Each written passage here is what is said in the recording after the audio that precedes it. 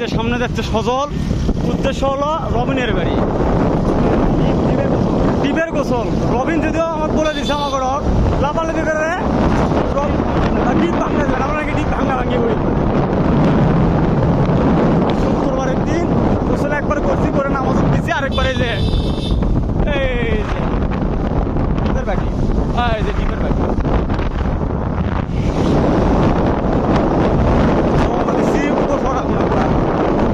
চলো কাওলা।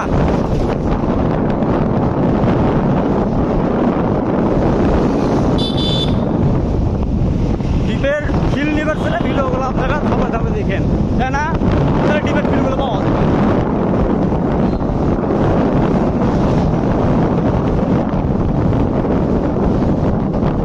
সকালে গোসল করবে, ডিপত আমরা যাই বিকালে। হালকা পোকা তাই তো আছে, আমি গোসল একবার করলাম, নামাজ পড়বে, ডিপত জমা তো চলো।